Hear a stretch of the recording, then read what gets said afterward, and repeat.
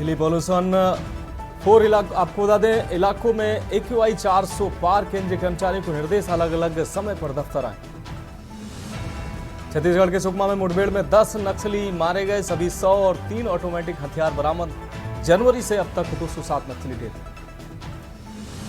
दिल्ली में बीजेपी की बड़ी बैठक, जेपी नड्डा की अध्यक्षता में होगी बैठक। संगठन चुनाव को लेकर हुई चर्चा, MP प्रदेश अध्यक्ष BD शर्मा भी रहे शामिल।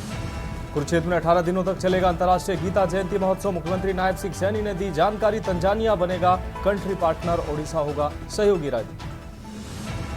महाराष्ट्र में सीएम पद पर खींचतान, अजीत के लगे पोस्टर, महायुति से अगला सीएम बताया। MVA से पटोले बोले कांग्रेस की अगुवाई में सरकार बनेगी। और MP यूपी समेत 6 राज्यों में घने कोहरे का अलर्ट, कानपुर गोरखपुर में विजिबिलिटी 500 मीटर। राजस्थान के माउंट आबू में तापमान 5 डिग्री सेल्सियस पहुंचा। आप देख रहे हैं के न्यूज, खबरों का सारथी। नमस्कार, देश की बात में आपका स्वागत है। मैं हूं मनोज मानस और अब खबरें विस्तार से। मध्य प्रदेश के भिंड से अहम खबर सामने आ रही, जहां खाद्य संकट के बीच कर्मचारियों की मनमानी भी सामने आई है। POS मशीन से पर्चियां काटने का दूसरा मामला सामने आया है। रॉन मार्केटिंग की बताई जा रही है POS मशीन में पर्चियां काटने का डिटेल का वीडियो वायरल हुआ है। नियमों को ताक पर रखकर काटी गई हैं पर्चियां। चहेते किसानों को दिया जा रहा है खाद, गरीब किसान टोकन के लिए हो रहा है मोहताज। आपको बता दें, जाम लगाने को हो रहा है मजबूर आम किसान, जबकि जिम्मेदारों ने चुप्पी साध रखी है।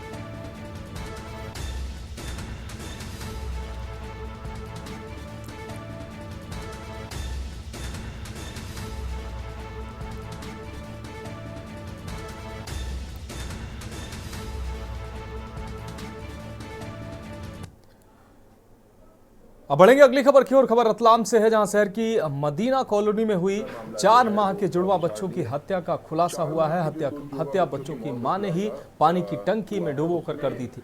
महिला सास और पति द्वारा बच्चों को संभालने में सहयोग नहीं करने से नाराज थी, इसके चलते उसने एक कदम उठाया। पुलिस ने आरोपी मां और उसके पति को गिरफ्तार कर लिया है। ये खुलासा SP अमित कुमार ने पुलिस कंट्रोल रूम में किया है। तहसीलदार ऋषभ ठाकुर की उपस्थिति में आपको बता दें,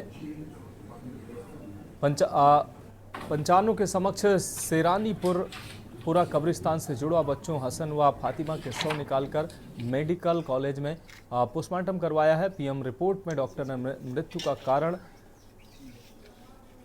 आपको बता दें, डूबने से मौत, उसमें मृत्यु का कारण मिला है। बच्चों के माता पिता एवं परिजन के कथन के अनुसार भत्तों के वैज्ञानिक साक्ष्यों आदि के आधार पर जांच की गई है। तो पता चला कि मां मुस्कान मामला जो है वो विचारणीय है। 4 माह के जो 2 जुड़वा बच्चों की मौत का खुलासा हुआ है, उसमें हम इसमें जो है और प्रयास करेंगे एक बार कि BNSS के तहत। देखिए, मानक चौक मामले में जो हत्या हुई थी, जो डेथ हुई थी दोनों बच्चों की, उसको लेकर के एक अच्छी इन्वेस्टिगेशन की गई टीम के द्वारा, और टीम के द्वारा जो है फिर जो है ये एविडेंस निकाला गया कि दोनों बच्चों की डेथ जो है माँ के द्वारा ही कारित की गई थी। माँ को जो है बच्चों के पालन पोषण में जो है दिक्कत आ रही थी। उसका कहना था कि पति और सास जो है कोऑपरेट नहीं कर रहे हैं। उसी से तंग आकर के एक बच्चे को उसने जो है सिंटेक्स की टंकी में जो है गुस्से में एक दिन डाल दिया, अभी 2 दिन पहले जो हुआ था। और उसके बाद थोड़ी देर के बाद दूसरे बच्चे को भी डाल दिया। फिर फ़ोन किया अपने पति को और एलिबाई क्रिएट करने का प्रयास किया कि दोनों बच्चे मिल नहीं रहे हैं। फिर पति जो है अपने दोस्त के साथ आया, आने के बाद उसने खोजा तो सिंटेक्स की टंकी में दोनों बच्चे मिले हैं। बेसिकली दोनों बच्चों की जो है हत्या हुई है, और उसी के मामले में महिला को और पति दोनों को जो है आरोपी बनाया गया। महिला को हत्या के अपराध में किया गया और पति को डिस्ट्रक्शन ऑफ एविडेंस में हमने जो है आरोपी बनाया है। रोहतक से है, जहां अतिरिक्त उपायुक्त नरेंद्र कुमार ने खिलाड़ियों का आह्वान किया है कि वे खेलों की भावना से खेलें तथा हर प्रकार के नशे से दूर रहें। खिलाड़ी प्रतियोगिता के दौरान नियमों का पालन करें तथा खेलों को मित्रतापूर्वक खेलें। खेलों से जीवन में टीम भावना के अलावा अनुशासन व आत्मविश्वास भी आता है। अतिरिक्त उपायुक्त नरेंद्र कुमार स्थानीय राजीव गांधी खेल स्टेडियम में शिक्षा विभाग द्वारा आयोजित करवाई जा रही 68वीं national school games hockey under 17 प्रतियोगिता का बतौर मुख्य अतिथि विधिवत शुभारंभ करने के उपरांत खिलाड़ियों को संबोधित कर रहे थे। इस प्रतियोगिता में राज्यों व केंद्र शासित प्रदेशों के लगभग 1500 प्रतिभागी भाग ले रहे हैं, जिनमें लगभग 1200 खिलाड़ी शामिल हैं।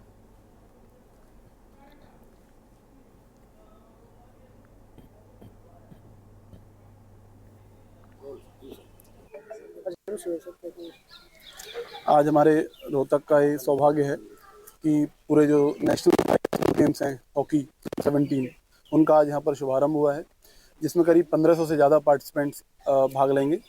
करीब 25 राज्यों से जो टीम्स हैं, जो बहुत ही गर्व की बात है।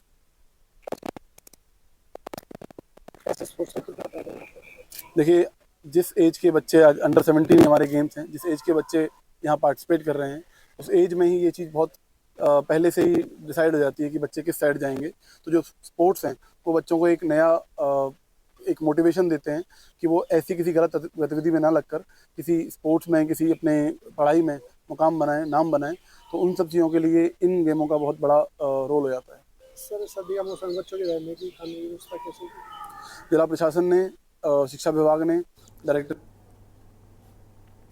बढ़ेंगे अगली खबर की ओर। ओलंपिक में जाने की जिद पकड़कर अबोहर के गांव किलियावाली निवासी 6 साल का बच्चा मोहब्बत अबोहर से अयोध्या तक करीब 1100 किलोमीटर तक दौड़ेगा।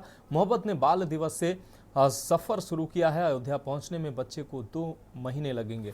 दौड़ के दौरान जहां भी मोहब्बत ठहराव करेगा वहां पर लोगों को नशे के खिलाफ और पर्यावरण बचाने का संदेश भी देगा। मोहब्बत के पिता रिंकू ने बताया कि मोहब्बत यूकेजी में पढ़ रहा है। पिछले साल 22 नवंबर को राम मंदिर के उद्घाटन पर आमजन द्वारा जगह जगह शोभा यात्राएं निकाली गई। तभी से मोहब्बत के मन में दौड़कर अयोध्या जाने की ठानी है। बाल दिवस के अवसर पर अबोहर के बालाजी धाम से मंदिर के पुजारी ने विधि विधान से पूजा अर्चना कर मोहब्बत को उसके लक्ष्य प्राप्ति के लिए रवाना किया। रिंकू कुमार ने बताया कि मोहब्बत राम जी का परम भक्त है। उसका उद्देश्य नशे के प्रति आम जन में जागरूकता व पर्यावरण संरक्षण का संदेश देना भी है। तो प्रतिदिन 15 से 20 किलोमीटर की दौड़ लगा रहा है मोहब्बत। बच्चे की दौड़ का दिल्ली तक का रोड प्लान तैयार किया गया। आगे का प्लान भी पिता तैयार करने में जुटे हुए हैं।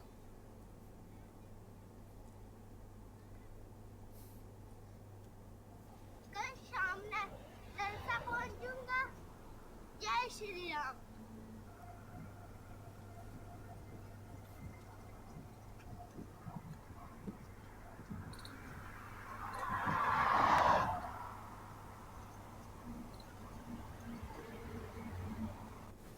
आप कहाँ से चले थे? बालाजी धाम। बालाजी धाम से। बालाजी धाम कहाँ? बालाजी धाम है अब बढ़ेंगे अगली अहम खबर की ओर। रायबरेली से अगली अहम खबर, जहां प्रेम और धोखा का मामला सामने आया है। सिपाही की प्रेमिका ने आत्महत्या का प्रयास किया है। जहरीला पदार्थ खाकर आत्महत्या का प्रयास किया। पीड़िता की हालत नाजुक बताई जा रही है। जिला अस्पताल में उसको रेफर किया गया। पीड़िता ने सिपाही हरीश कुमार पर आरोप लगाए हैं। 3 साल तक शादी का झांसा देकर सिपाही करता था दुष्कर्म। आरोपी सिपाही हरीश कुमार करता रहा रेप। पीड़िता ने जानकारी दी, आज आरोपी सिपाही हरीश कुमार की शादी है। शादी की जानकारी पर आत्महत्या का पीड़िता के द्वारा प्रयास किया गया। रायबरेली में तैनात है आरोपी सिपाही हरीश कुमार, जबकि महाराजगंज कोतवाली में भी तैनात रह चुका है ये सिपाही। डायल 112 में भी थी इसकी तैनाती। थाना सिकंदराबाद के गांव मड़वा का रहने वाला है सिपाही। पीड़िता ने आरोपी सिपाही पर कार्रवाई की मांग की है। महाराजगंज कोतवाली क्षेत्र की रहने वाली है पीड़िता।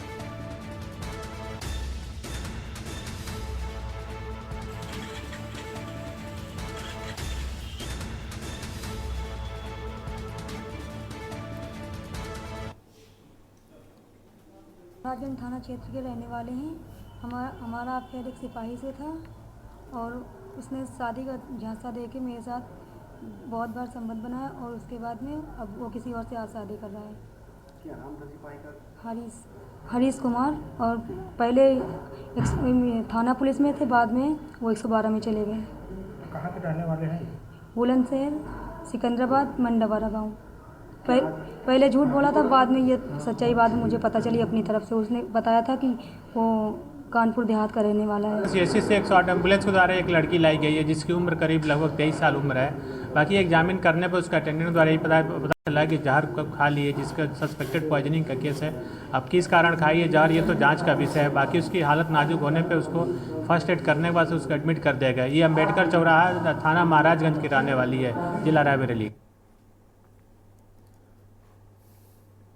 बढ़ेंगे अगली खबर की ओर। लखनऊ से अगली खबर, जहां पुलिस कमिश्नरेट ने मकान कुर्क किया। गैंगस्टर के अभियुक्त का मकान कुर्क किया गया है। आपको बता दें स्वच्छ भारत मिशन के नाम पर की थी करोड़ों की ठगी। जल निगम के फर्जी टेंडर देकर ऐंठता था रकम। पुलिस कमिश्नर कोर्ट से हुआ था कुर्की का आदेश। सुरेश कुमार वर्मा संचालक गिरोह में पत्नी, बेटा और बेटी भी शामिल। पुलिस बल ने ढोल बजाकर किया ऐलान। लाउड स्पीकर पर किया गया ऐलान। पत्नी कमलापति वर्मा के नाम है मकान। पुलिस ने 10 अकाउंट भी फ्रीज किए हैं। गोमती नगर के विकासखंड 2 में स्थित है मकान।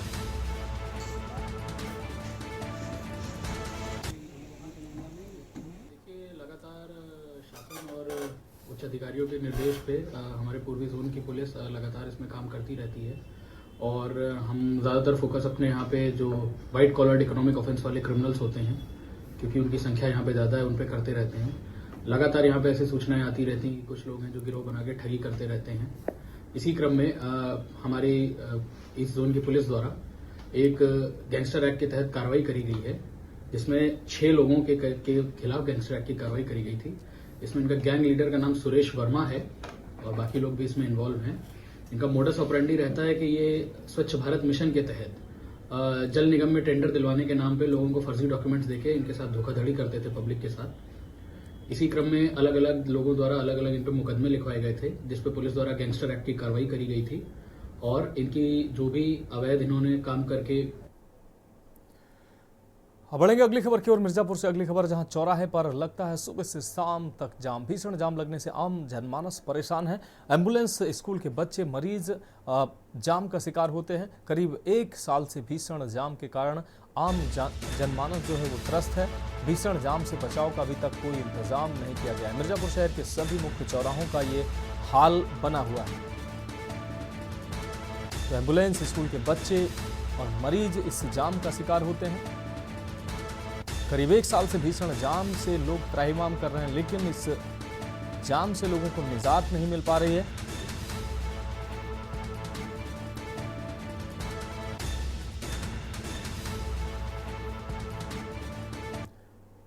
बढ़ेंगे अगली खबर की ओर। मिर्जापुर से अगली खबर, जहां उपचुनाव के मतगणना की पूरी तैयारी की जा चुकी है। आपको बता दें 23 नवंबर को सुबह 8 बजे से मतगणना शुरू होगी।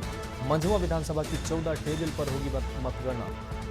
राजनीतिक दलों के प्रतिनिधियों के साथ इस दौरान बैठक भी की गई है। जिला निर्वाचन अधिकारी ने बैठक कर जानकारी दी है। राजकीय पॉलिटेक्निक परिसर में 8 बजे से मतगणना की शुरुआत होगी। कानून व्यवस्था के लिए धारा 163 भी लागू की गई है। बड़ी संख्या में पुलिस बल की तैनाती की गई है। वहीं सीसीटीवी कैमरे की निगरानी में पूरी मतगणना की जाएगी।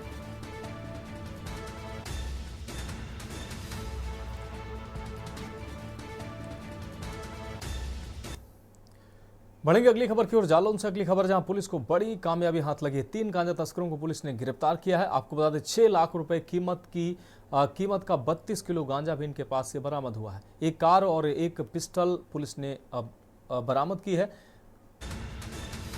उड़ीसा से तस्करी कर गांजे को सप्लाई करते थे। एनडीपीएस एक्ट में मुकदमा दर्ज कर तस्करों को जेल भेजा गया। तस्करों पर आधा दर्जन से अधिक मुकदमे पहले से पंजीकृत हैं। आटा थाना के चमारी मोड़ से हुई है तस्करों की गिरफ्तारी।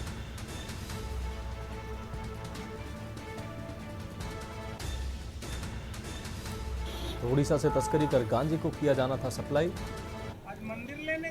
अगली खबर आपको बता दें प्रदेश की राजधानी लखनऊ से है, जहां नगर निगम की तरफ से लखनऊ के वायु गुणवत्ता को लेकर लगातार प्रयास किया जा रहा है। आपको बता दें कि नगर आयुक्त इंद्रजीत ने बताया कि हमारे भी तरफ से वह सारे प्रयास किए जा रहे हैं जिनसे शहर में एक्यूआई का स्तर बेहतर रखा जाए। इसके साथ ही जो भी दुकानदार वेस्ट मटेरियल को जला रहे हैं उन पर भी विभाग की तरफ से उचित कार्रवाई की जा रही है। एयर क्वालिटी इंडेक्स जो है अभी हमारा जो है काफ़ी बड़ा हुआ है। मतलब उसका मतलब है कि हमारी जो हवा की क्वालिटी है वो डाउन हो गई है। इसको लेते हुए लखनऊ नगर निगम ने जो ग्रैप के अंडर भारत सरकार द्वारा और उत्तर प्रदेश सरकार द्वारा जो इंस्ट्रक्शन दिए उसको सबको फॉलो कर रहे हैं हम लोग। इसमें चीफ सेक्रेटरी सर द्वारा मंडे को एक पूरी वीसी ली गई थी। इसमें हमें ये पूरा निर्देशित किया गया था कि 100% solid waste management, solid waste का उठान हो, वेस्ट मैनेजमेंट पूरा हो, रोड को स्प्रिंकल किया जाए, झाड़ू लगाया जाए, कंस्ट्रक्शन जहाँ जहाँ भी हो रही है उसके एरिया को कवर किया जाए ताकि PM 2.5 डस्ट को कम किया जा सके। इसके साथ ट्रैफिक पे पूरा नज़र रखा जाए ताकि व्हीकल पोल्यूशन जो है उसको भी हम लोग कंट्रोल कर सकें।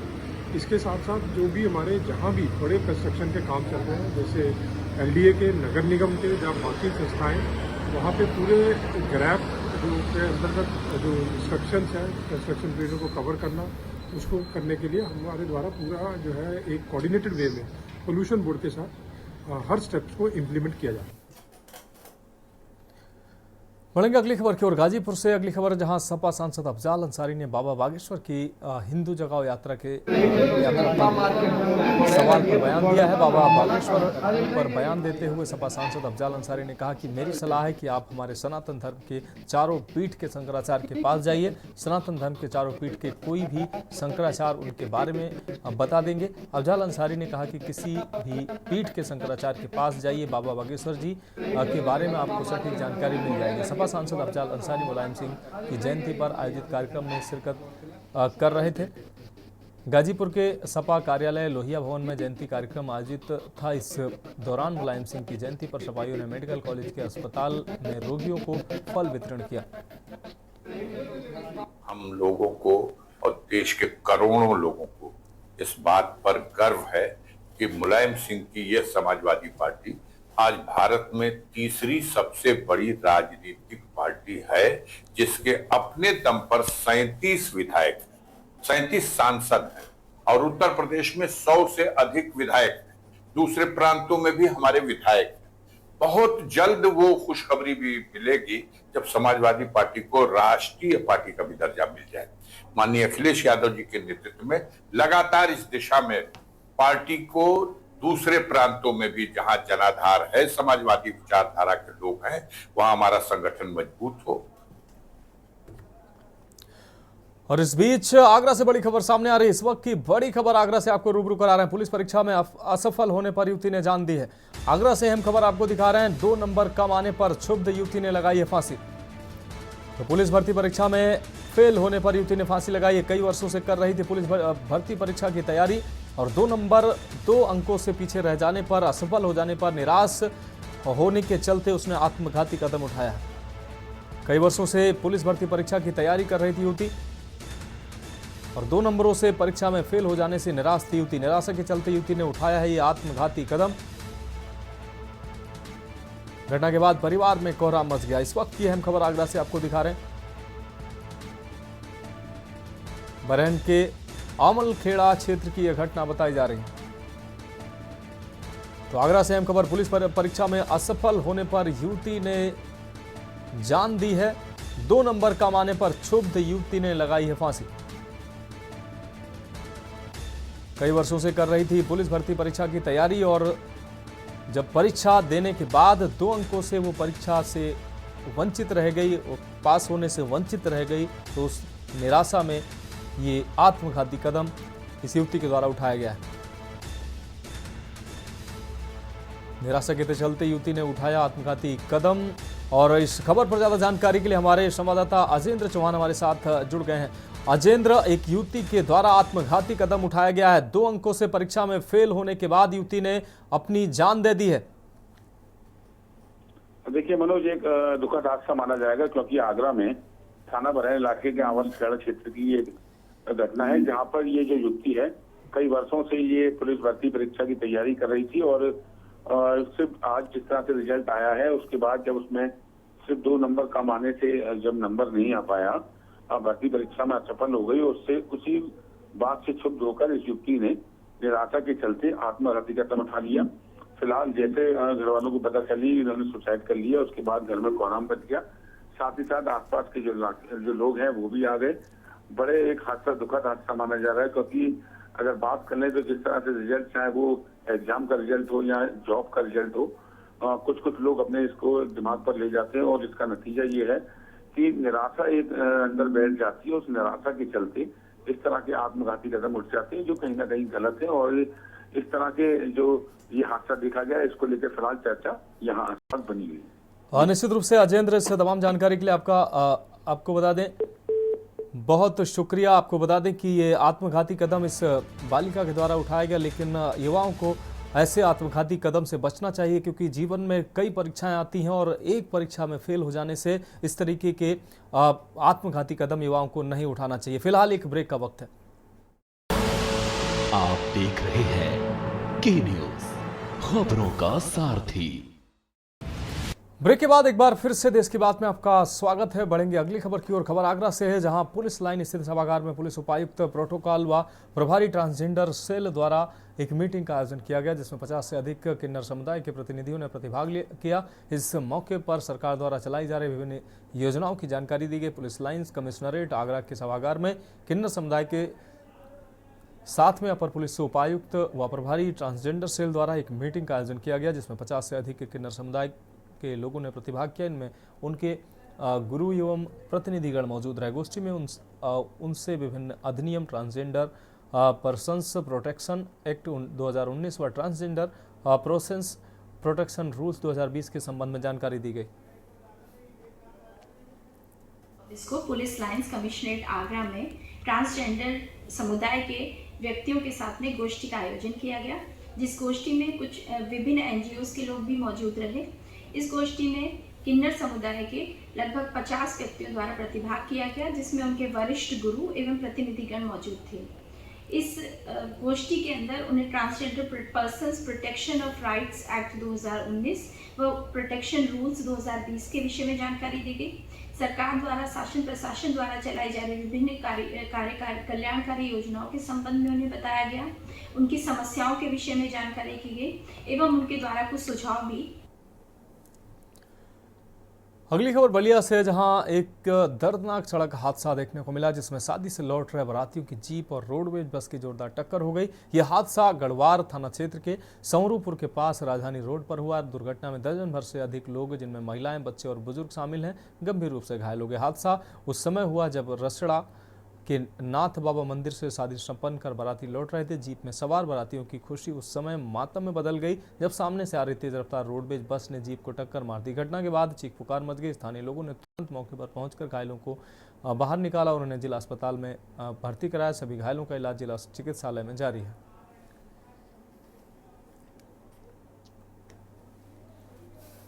क्या आज मौजूद है?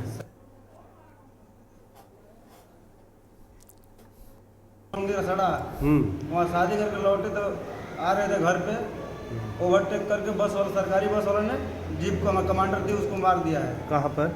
ये सराय से आ गया, ये सियाचिल का और अंदर आएंगे पीछे सियाचिल की तरफ, वहाँ पड़ता है सराय। आप लोग किस में सवार थे? हम मारुति में थे। मारुति में थे, ये हमारे घर के सब फैमिली थे ये लोग। हम सोचे निकल जाए, उसके बाद चले जाएंगे ये लोग। और लोग किस में सवार थे? बस 2 ही गाड़ी थे। मारुति में 5 लोग लेके चले आए थे, बाकी सब लोग पीछे से आ रही गाड़ी, ये ओवरटेक करके सरकारी बस वाला ने मार दिया है। ये क्या नाम है आपका? मेरा नाम जितेंद्र। अच्छा, जिला अस्पताल क्यों आया है? क्या चितबड़ा का। ये बताइए कहाँ जा रहे थे, क्या मामला था? कहाँ से कहाँ, ये बता दीजिए। हम लोग सैदपुर से जा रहे थे शादी करने। अच्छा, किस चीज़ से? तो हाँ, उधर से लौटानी हुआ तो आ रहे थे, तो सरकारी बस वाले ने धक्का मार दिया। किस चीज़ से कितने आदमी घायल हैं? घायल कम से कम 10 आए। दुल्हा जो दुल्हन वो दूसरी गाड़ी में। अच्छा, दूसरे गाड़ी में थे। कितनी महिलाएं होंगी? कितनी महिलाएं होंगी? कम से कम 10 महिलाएं थी। अच्छा, 3-4 आदमी थे।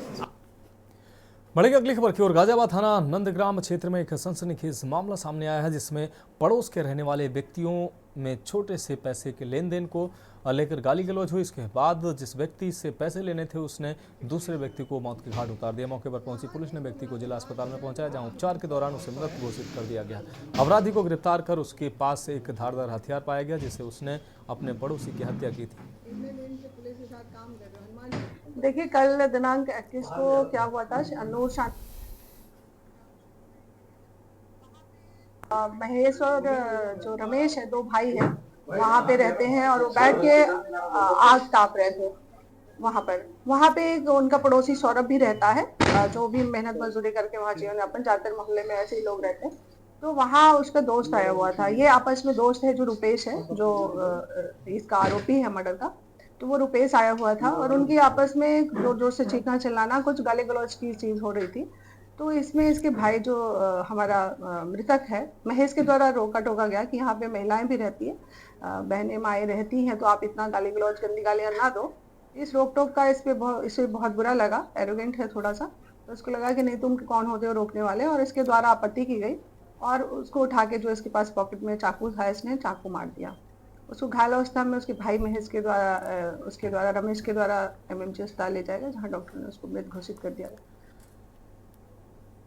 पढ़ेंगे अगली खबर की ओर। खबर बाराबंकी से है, जहां जिले में प्रदेश के कृषि मंत्री सूर्य प्रताप शाही ने सरकारी और गैर सरकारी खाद गोदामों का औचक निरीक्षण किया। खाद की उपलब्धता की अनदेखी, बाराबंकी जिले में खाद की कमी और ब्लैक मार्केटिंग की लगातार आ रही शिकायतों को लेकर कृषि मंत्री ने बंकी ब्लॉक अंतर्गत दनियालपुर, धरसानिया, आलापुर स्थित सरकारी एवं गैर सरकारी खाद गोदामों का औचक निरीक्षण किया और जिले में खाद की उपलब्धता देखी। स्टॉक और वितरण रजिस्टर भी कृषि मंत्री ने जांच करवाई। अपने निरीक्षण से कृषि मंत्री सूर्य प्रताप शाही पूरी तरह संतुष्ट दिखाई दिए।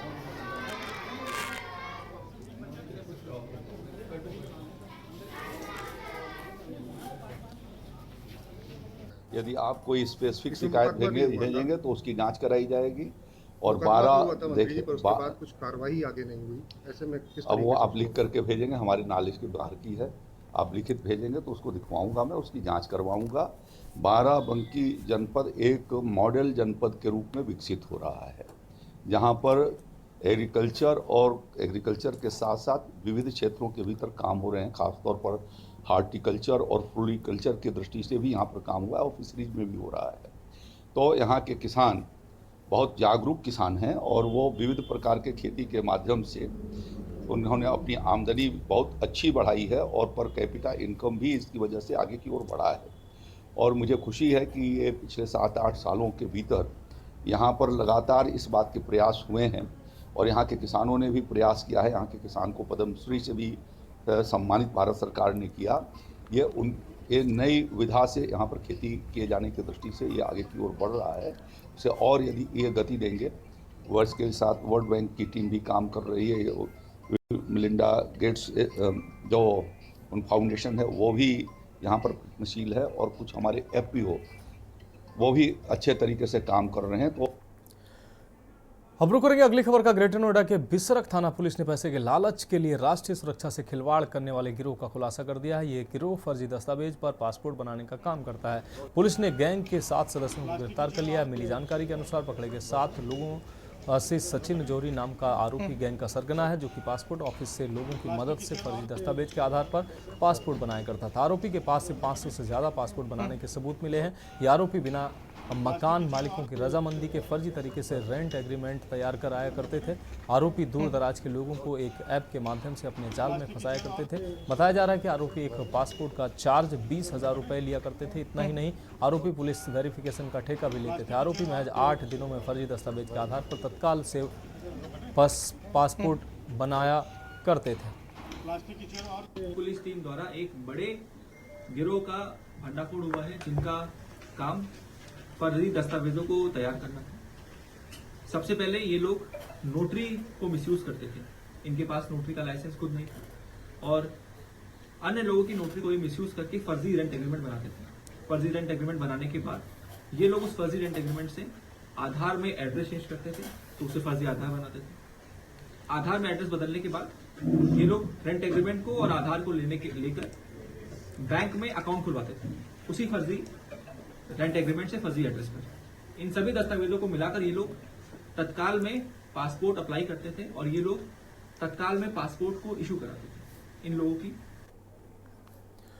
बढ़ेगी अगली खबर की ओर। खबर फर्रुखाबाद से है, जहां नगर पालिका फर्रुखाबाद के दौरान नगर के चौराहों पर ट्रैफिक सिग्नल लाइट की शुरुआत की गई है। शहर के कुछ मुख्य चौराहों पर अभी ट्रैफिक सिग्नल लाइट शुरू की गई है, जिससे यातायात नियंत्रण को सहूलियत मिलने की उम्मीद है। हालांकि पहले दिन लोगों ने इसका पालन भी किया। प्रशासन इसके लिए जागरूकता प्रोग्राम चलाएगा। फर्रुखाबाद नगर को स्मार्ट बनाने की योजना के तहत प्रमुख चौराहों पर ट्रैफिक सिग्नल लाइट लगाई गई है। हम लोगों ने नगर पालिका ने 3 जगह ट्रैफिक लाइट लगवाई है, एक फतेहगढ़ चौराहे पे, एक लाल गेट पे और एक फर्रुखाबाद चौराहे पे। अभी ये हमारा डेमो है। अगर ये सक्सेसफुल इसमें हमें मिलती है, यहाँ की पब्लिक समझती है, तो हम और जितनी भी चौराहे सब पे ये इस तरह की ट्रैफिक लाइट लगवाएंगे। और मुझे ऐसा लगता है कि यहाँ की जनता को ट्रैफिक लाइट की आदत पड़ेगी और जो हमारे फर्रुखाबाद में जाम की समस्या है उससे हम लोगों को जरूर निजात मिलेगी। शहर को यातायात की व्यवस्था से दुरुस्त करने के लिए जो ट्रैफिक व्यवस्था है फर्रुखाबाद बहुत ही खराब रहती है, उसको सही करने के लिए फर्रुखाबाद में नगर पालिका की ओर से ट्रैफिक लाइटें लगाई गई, जिसका आज उद्घाटन जिलाधिकारी सर के द्वारा किया गया। उनसे ही जानेंगे किस प्रकार से इस कार्यक्रम का आयोजन। सर के लिए बहुत स्वागत है। सर आज उद्घाटन किया गया है, किस प्रकार से इसका संचालन किया जाए? नगर पालिका परिषद फर्रुखाबाद के द्वारा आज ट्रैफिक सिग्नलिंग सिस्टम का फतेहगढ़ चौराहा पर उद्घाटन किया जाएगा और आपने देखा इसी तरह अन्य चौराहा पे भी जल्दी ही आपको ट्रैफिक सिग्नलिंग सिस्टम मिलेगा, जिससे कि शहर की ट्रैफिक व्यवस्था सुचारू रूप से संचालित होगी। और मैं इसके लिए नगर पालिका परिषद के अध्यक्ष श्रीमती मिथिला अग्रवाल, उनके पति श्री मनोज अग्रवाल जी को और पूरी नगर पालिका की टीम को और पुलिस विभाग के समस्त अधिकारी को और DSI को बधाई देता हूँ कि उन्होंने काफ़ी सहयोग किया और शहर की ट्रैफिक व्यवस्था सुचारू और सुव्यवस्थित हो। वो अपना आगे भी सहयोग करते रहेंगे ताकि आप लोग को अच्छा लगे। और मैं मीडिया के लोगों को भी आह्वान करता हूँ कि लोगों को अवेयरनेस की ज़रूरत है, अवेयर करें, क्योंकि ये नई चीज़ है इस शहर के लिए। तो सरकारी व्यवस्था ट्रैफिक की अच्छी हो जाएगी। इसी के साथ साथ आप सभी नगर पालिका के अधिकारी कर्मचारी को बहुत बहुत बधाई और धन्यवाद देंगे। सर जानना चाहेंगे कि अभी नगर में शुरुआत हुई है इसकी, क्या शहर में विस्तार भी किया जाएगा ऐसे सुविधा का? बिल्कुल, देखिए नगर पालिका अध्यक्ष जी आपके बगल में खड़ी हैं और उन्होंने कहा है, वादा किया है कि हम शहर को 6 महीने के अंदर स्वच्छ और सुंदर बना देंगे। और ये शुरुआत है और धीरे धीरे करके सभी जितने भी हमारे चौक चौराहे हैं उस पर ये सिग्नलिंग सिस्टम लागू हो जाएगा और सुरक्षा के लिए CCTV कैमरे मिलेंगे। जैसा कि जिलाधिकारी सर ने बताया कि नगर पालिका की ओर से यह शुरुआत की गई है और इस समय फतेहगढ़ चौराहा और लालगेट चौक पर ये ट्रैफिक लाइटें लगाई गई हैं, जिसका उद्घाटन आज फतेहगढ़ चौराहे पर कर दिया गया है। साथ ही साथ नगर में जो और चौराहे हैं जो प्रमुख जहां पर ज़्यादा ट्रैफिक रहता है उन पर भी नगर पालिका की ओर से जल्द ही ये कैमरे लगाए जाएंगे। वीडियो जर्नलिस्ट के साथ मैं पंकज प्रकाश, के न्यूज़ फर्रुखाबाद। बढ़ेंगे अगली अहम खबर की ओर। फर्रुखाबाद जनपद के कायमगंज स्थित द किसान सहकारी चीनी मिल्स लिमिटेड कायमगंज के 50वें पेराई सत्र 2024-25 का शुभारंभ 23 नवंबर शनिवार को मुख्य अतिथि फर्रुखाबाद के जिलाधिकारी, चीनी मिल प्रबंधक, प्रबंध समिति के सभापति डॉक्टर BK सिंह के कर कमलों द्वारा हवन यज्ञ पूजन कर फीता काट कर किया जाएगा।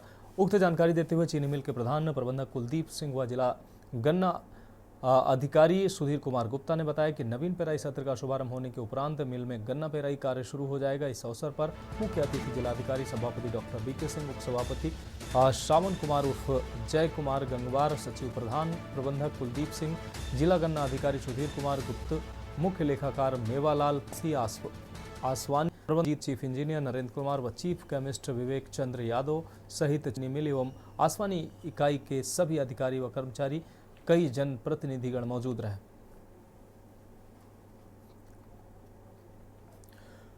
बढ़ेंगे अगली खबर की ओर। संभल से सपा सांसद जियाउर रहमान बर्क ने जामा मस्जिद के ऊपर बयान दिया। उन्होंने कहा, जामा मस्जिद पिछले सैकड़ों वर्षों से हमारी है।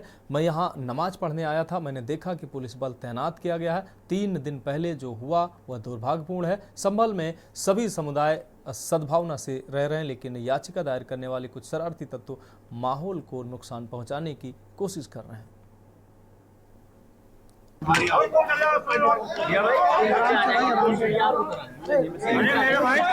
चलो शुरू करो।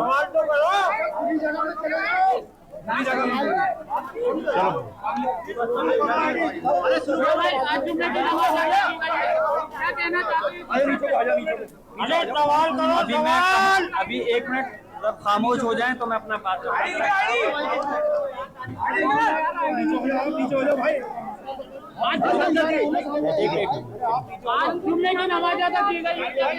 देखिए, मैं अपनी बात आपके सामने जरूर रखूंगा और अपनी बात को इस शेर के साथ रखना चाहता हूं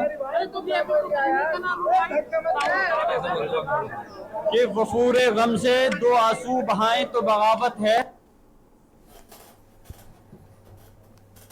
बढ़ेगी अगली खबर की ओर। शिवनगरी के नाम से मशहूर उत्तर प्रदेश के वाराणसी में दुनिया भर से रिकॉर्ड तादाद में सैलानी घूमने के लिए पहुंच रहे हैं। 2023 में 8.5 करोड़ से ज्यादा सैलानी यहां पहुंचे थे, लेकिन इस साल ये शहर देश की सबसे बड़े पर्यटन स्थलों में से एक बन चुका है। ये खास रिपोर्ट देखिए।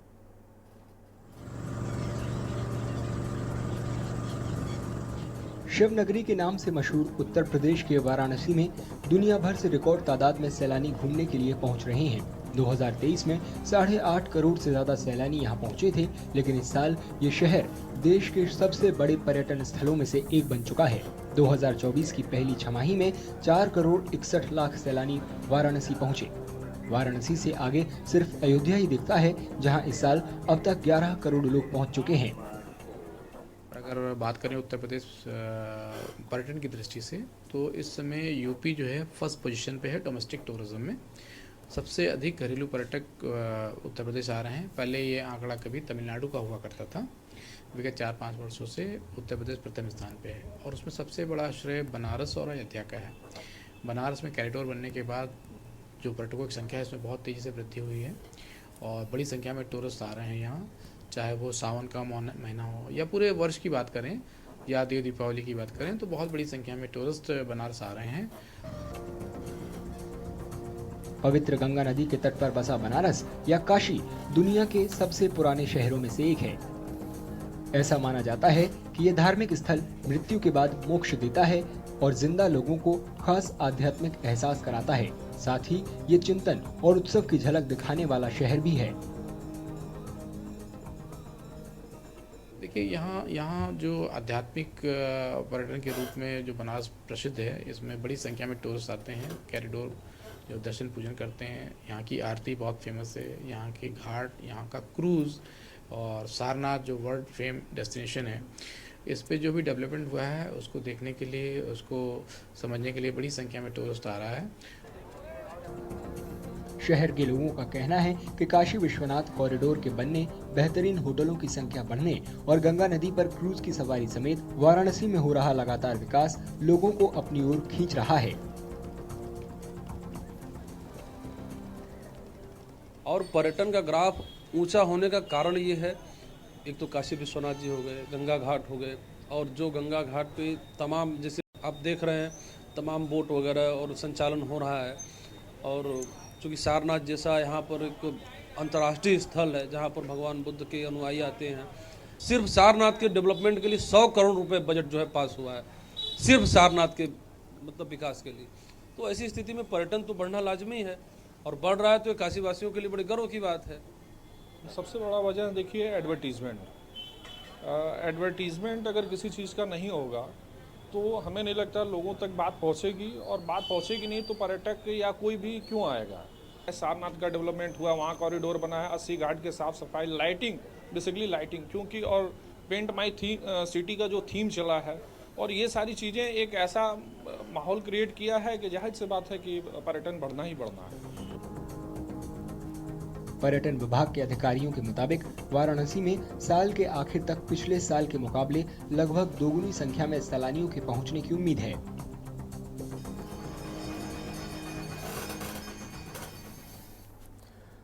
बढ़ेंगे अगली खबर की ओर। खबर देहरादून से है, जहां भारतीय व्यापार मंडल उत्तराखंड के प्रदेश अध्यक्ष सतीश अग्रवाल ने आज प्रेस वार्ता कर छोटे व्यापारियों के व्यापार पर पड़ रहे असर को लेकर मीडिया के सम्मुख अपनी बात साझा करते हुए कहा कि आज ऑनलाइन खरीदारी के चलते निम्न और मध्यम श्रेणी के व्यापारियों का व्यापार ठप होता जा रहा है।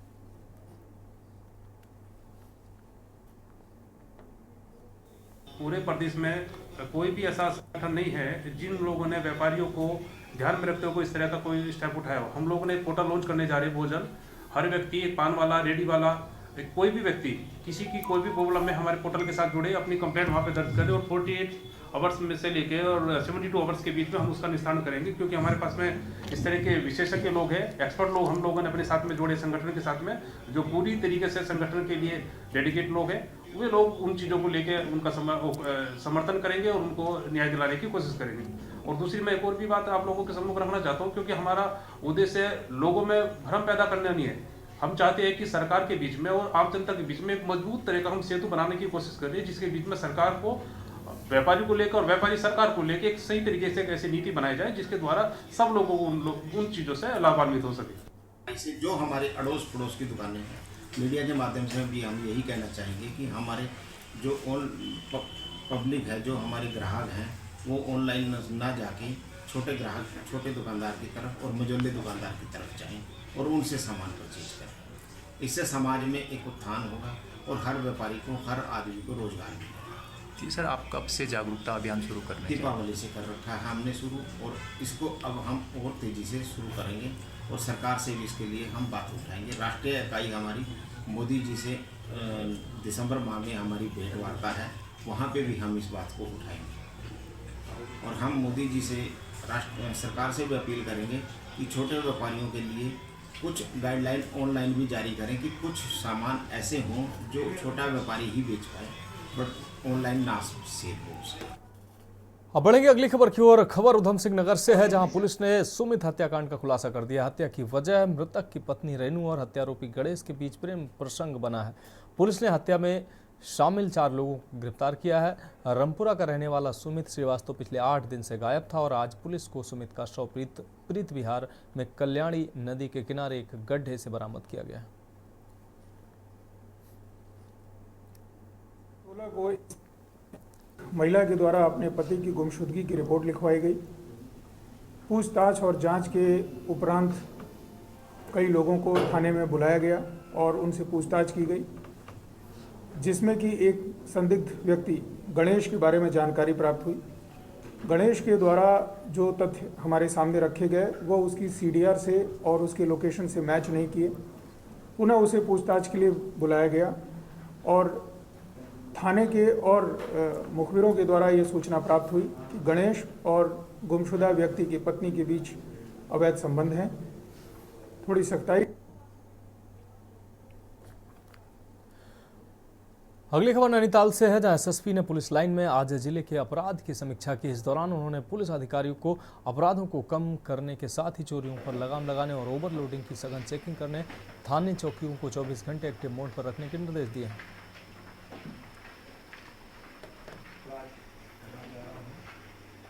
एक तो मासिक अपराध गोष्ठी में जो अब तक अपराध की जो घटनाएं हुई है उनके अनावरण और उसकी जो विवेचनाएं हैं उनको लेकर रिव्यू किया गया है। साथ ही कुछ प्रिवेंटिव एक्शन के बारे में दिशा निर्देश दिए गए हैं ताकि जो प्रिवेंटिव एक्शन है वो बढ़ाए जाएँ। इसके साथ ही अब टूरिस्ट सीजन भी वापस शुरू होने वाला है, तो उसको लेके भी आज ट्रैफिक और बाकी चीज़ों को लेकर हमने डिस्कस किया है और कुछ जो पुलिस मुख्यालय से और बाकी जगह शासन से समय समय पर निर्देश आए उनके संदर्भ में भी आज सभी को अवगत कराया गया है। देखिए, माननीय मुख्यमंत्री जी द्वारा 2025 में उत्तराखंड को ड्रग फ्री देवभूमि का एक अभियान चला रखा है, तो उसी के क्रम में यहाँ पर बहुत सारी स्पेशलाइज टीमें बनी हुई है जो नशे के खिलाफ कार्रवाई कर रही है। इसके साथ ही थाना स्तर की जो टीम है वो भी कार्रवाई कर रही है। इसमें सभी को सख्त निर्देश दिए गए हैं कि नशे के संदर्भ में जो भी शिकायत है उनमें कठोर कार्रवाई करें और जो ऐसे नशे का कारोबार करने वाले लोग हैं। अगली खबर का रुख करेंगे खबर लक्सर से, जहां लक्सर के सुल्तानपुर नगर पंचायत में साफ सफाई न होने से नगर वासियों में अधिशासी अभियंता के खिलाफ गुस्सा फूट पड़ा। नगर के लोगों का आरोप है कि अधिशासी अधिकारी अपने कार्यालय से बाहर नहीं निकल रहे हैं और नगर में सफाई व्यवस्था चरमरा गई, जिससे नगर में मच्छर और तमाम तरह की बीमारियां पनप रही। गंदगी से नगर में डेंगू का खतरा मंडरा रहा है। नगर की जनता को साफ सफाई के लिए आवाज उठानी पड़ रही है। मैं 10 दिन पहले भी आया, 15 दिन भी आया, मैंने कई बार उनसे शिकायत रखी। कोई लेडीज आई बेचारी यहाँ और उनसे हमने बात करी तो ढंग से बात करने को तैयार नहीं है हमारे साथ। और अगर हम ऑफिस में भी गए तो आधा घंटा का घंटा नको बाहर काट दो, बाद में मिले। दूसरी बात, आज गया मैं वहाँ, आप पत्रकार भी थे और वरीज भी था वहाँ और काफी गाँव के लोग थे। उन्होंने आज भी ऐसी बात रखी, वो नाला आटा पड़ा और कुल्डी लगी पड़ी थी जोड़े वाली मस्जिद को। मैंने वीडियो बना के डाल दी थी और शिकायत करी थी मैंने। उस शिकायत को जब इन्होंने पूरा नहीं करा तो आज फिर मैं मिलने के लिए गया तो उन्होंने ऐसी बात करी चलती हुई हमारे साथ और कोई हमारी बात का फर्क नहीं पड़ा। सफाई हो रही है नहीं? ना जी, हमारे मोहल्ले में कोई साफ सफाई नहीं है। उन्होंने गंदगी उगी पड़ी है और नाला हट रहा उसका पूरा। हमारे वाला वार्ड नंबर 2 में जोड़े वाली मस्जिद के सामने जो नाला बना था। हम अवेयरनेस जो है हम खुद भी जाते हैं। जो हमारा अभी ब्लैक स्पॉट, हमने इससे पहले ब्लैक स्पॉट चिन्हित किए थे, 2 ब्लैक स्पॉट थे, तो उनको हमने खुद सारी हमारी जो नगर पंचायत की सारी टीम है उन्होंने जाके वहाँ पे मतलब साफ़ सफाई की है और जो वहाँ पे बहुत साल पहले का कूड़ा था उसको भी हटाया तो इससे जनता में अवेयरनेस तो हुई है, क्योंकि वहाँ पे जैसे मास गैदर हुआ है तो उनको ये तो पता चला है कि यहाँ पे हो क्या रहा है और क्या नहीं करना है। तराई का क्षेत्र है। डेंगू को लेके हमारे यहाँ पे मतलब 2-3 दिन में या 2-3 दिन के अंतराल में फॉगिंग होती रहती है। बढ़ेगी अगली खबर की ओर। Pal college of technology and management और भाईवेट के बीच एक महत्वपूर्ण समझौता एमओयू पर हस्ताक्षर किए गए हैं, जो छात्रों को विदेश में उच्च शिक्षा प्राप्त करने और छात्रवृत्ति के अवसर प्रदान करेगा। इस समझौते के तहत छात्रों को शैक्षिक विकास में सहायता मिलेगी और उन्हें विदेश में शिक्षा प्राप्त करने के नए रास्ते खुलेंगे। समझौते की घोषणा के साथ एक विशेष शैक्षिक सम्मेलन की योजना बनाई गई है, जो 24 नवंबर 2024 को होटल पॉचमून और दिल्ली में आयोजित होगा।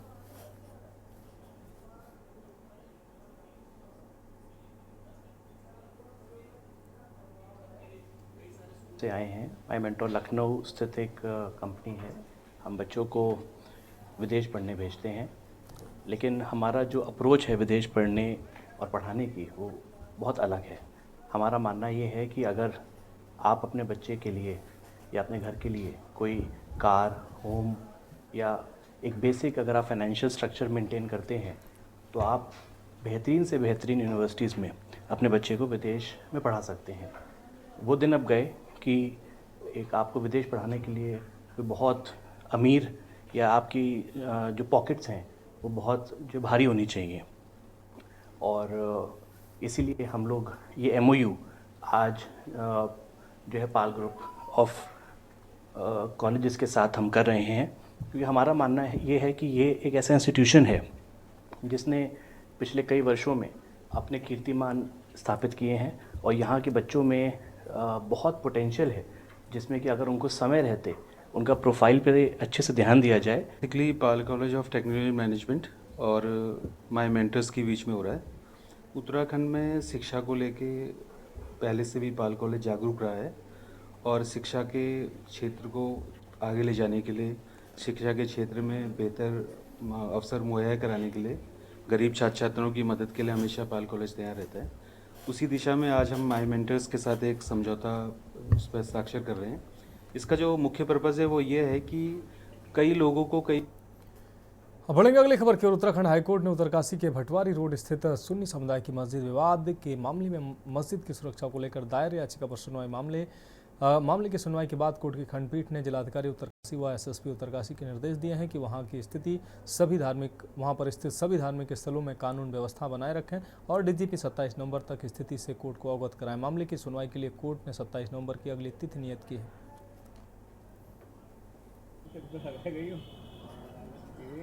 भटवाड़ी रोड उत्तरकाशी की प्रोटेक्शन को लेके हमने एक पिटीशन ऑनरेबल हाईकोर्ट के सामने आज लगाई थी, और क्योंकि सितंबर 24 से लगातार उसमें कई private respondents including pressure groups they are issuing threats कि हम इसको डिमोलिश करेंगे, तो हमने कोर्ट के सामने ये रखा था कि भाई ये लीगल बनी हुई मस्जिद है। 1969 में प्राइवेट प्रॉपर्टी खरीदी गई थी जिसके ऊपर ये मस्जिद बनाई गई है, और 1986 में वक्फ कमिश्नर का इसमें निरीक्षण भी हुआ, जिसमें ये पाया गया कि ये सुन्नी समुदाय की एक मॉस्क एग्जिस्टिंग है और तब से ये मॉस्क चली आ रही है। तो ऐसा कहना कि ये मॉस्क कोई इलीगल मॉस्क है, ये गलत है। ऑनरेबल कोर्ट ने डीजीपी से इसमें डायरेक्शन सीख किए हैं। तो फिलहाल तो इसके बाद में अभी के लिए मेरे साथ इतना ही। मुझे दीजिए इजाजत और आप देखते रहिए के न्यूज़ इंडिया।